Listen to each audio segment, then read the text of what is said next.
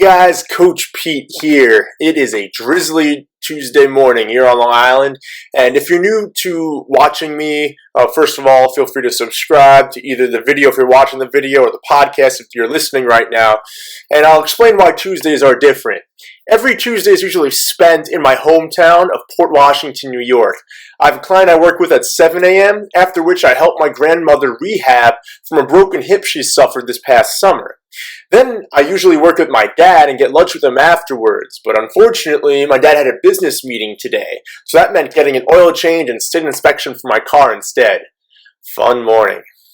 Anyhow, while this part 2 of how to overcome a plateau is a day late and $1 short, I want to talk about another tip you can use on your weight loss journey if you encounter a plateau. Plateaus can be the worst. I should know. I had 2 different ones last over a year each on my personal weight loss journey. During these plateaus, I almost became complacent and nearly accepted the thought of, maybe I'm just supposed to stay this weight and this body composition forever. If you haven't reached your goal, then don't let this thinking beat you. Keep watching or keep listening and learn another method you can try to budge the scale and get things going in the right direction again. A couple of days ago, I made a video and had a podcast about how if you believe you're doing everything right dietarily, you may have a food allergy that's leaving you inflamed and thus impeding your progress. This can easily be found out by going to your general doctor or allergist and taking a food allergy test. Once the test is done and you make the necessary changes based on your results, all you have to do is simply eliminate the inflammatory foods from your diet. Then you're done. However, if you're already aware of your food allergies, or if you don't have any, then you may be back to square one, which is where this video or podcast comes in. If food allergies aren't holding you back, then you might want to try a method of eating called intermittent fasting. Basically, intermittent fasting, or IF, is a form of eating where everything you eat in a given day is done within an 8-hour window.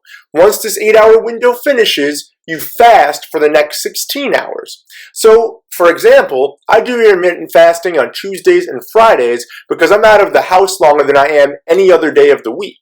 Last night, Monday night, I finished eating at 8 p.m. and didn't eat a bite of food until noon today, Tuesday. In the morning, I didn't have anything other than water or black iced coffee. At noon, I ate breakfast and will eat as normal up until 8 p.m. tonight. Intermittent fasting can have great health benefits and is a method I've used both personally and with clients to recalibrate things if progress has stalled out a bit.